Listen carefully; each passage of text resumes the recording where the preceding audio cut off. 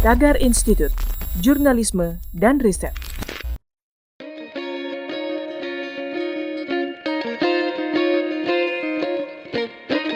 Halo Tagarians, para penonton Tagar TV dan juga pembaca Tagar ID, ketemu lagi sama saya, Kori Olivia.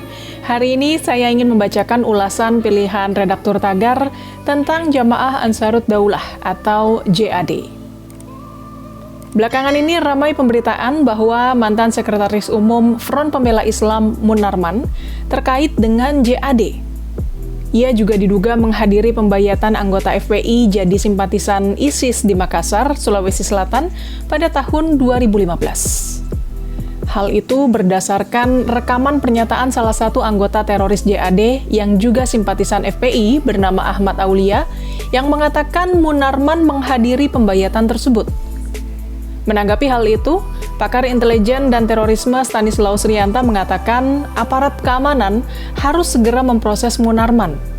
Dan Munarman dapat dikenakan tindak pidana terorisme kalau benar-benar terbukti menghadiri acara itu. Stanis berharap polisi menyelidiki persoalan tersebut dari berbagai aspek, termasuk adanya transaksi keuangan lintas negara ke rekening anggota FPI, dan juga data WNA Inggris yang diduga terlibat terorisme melakukan transaksi keuangan dari rekening-rekening FPI yang diblokir oleh PPATK. Sebenarnya apa itu JAD? JAD atau Jamaah Ansarut Daulah adalah organisasi Islam yang berafiliasi dengan ISIS. JAD berdiri pada tahun 2014 atas inisiatif Aman Abdurrahman di LP Nusa Kambangan, Cilacap, Jawa Tengah. Saat itu, Aman sempat memanggil pengikut setianya, yaitu Marwan alias Abu Musa dan Zainal Ansori alias Abu Fahri. Ia pun menyampaikan beberapa hal, dan juga menyerukan untuk berbayat pada Khilafah Islamiyah dengan pimpinan Abu Bakar al-Baghdadi.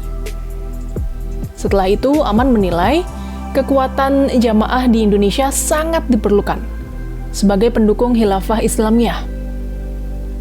Mereka pun membentuk wadah yang dinamai JAD untuk menampung khilafah yang banyak menyebar di Indonesia, bertujuan mendukung daulah Islamiyah di Suriah dengan melaksanakan dakwah melalui hijrah dan jihad. Untuk itu, ia menunjuk Marwan sebagai pimpinan pusat JAD dan Zainal Ansori ditunjuk sebagai pimpinan JAD wilayah Jawa Timur, karena keduanya memiliki jamaah yang banyak.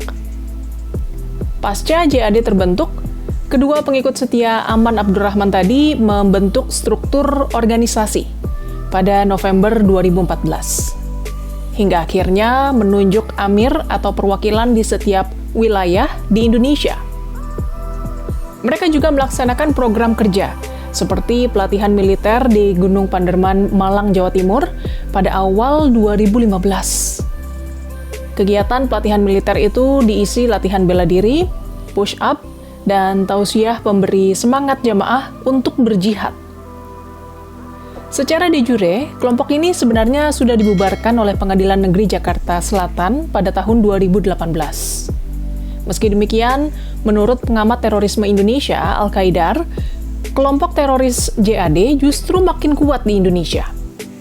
Hingga 2019, anggotanya diperkirakan mencapai 34.000 orang yang tersebar di seluruh Indonesia. Al-Qaidar mengatakan beberapa daerah yang menjadi basis kelompok JAD paling besar berada di Bekasi, Surabaya, Solo, Cirebon, Sumatera Utara, Jambi, Sumatera Barat, dan Bandung. Secara umum, anggota JAD berusia 50 tahun ke bawah, atau banyak yang berusia produktif.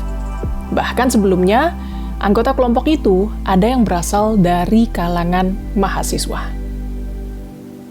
Ada beberapa aksi teror yang telah dilakukan kelompok JAD di Indonesia. Pertama, serangan bom di Jalan MH Tamrin, Jakarta pada 14 Januari 2016 di sekitar pusat perbelanjaan Sarinah.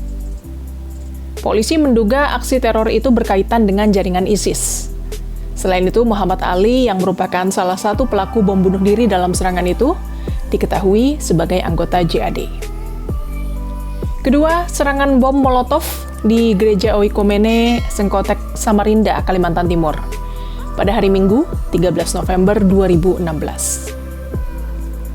Dari sejumlah barang bukti yang ditemukan, Kadif Humas Polri saat itu, Irjen Boy Rafli Amar, mengatakan tersangka dalam kasus ini adalah pengikut atau sudah berbayat kepada ISIS.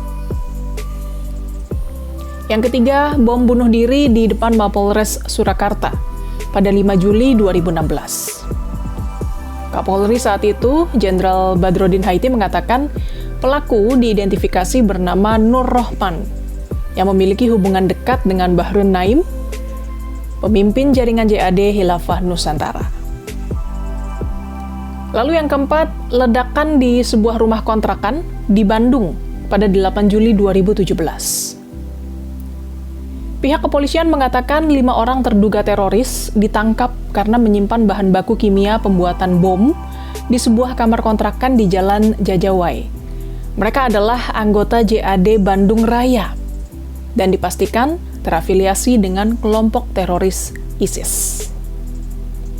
Lalu yang kelima, bom gereja di Surabaya dan Sidoarjo, Jawa Timur.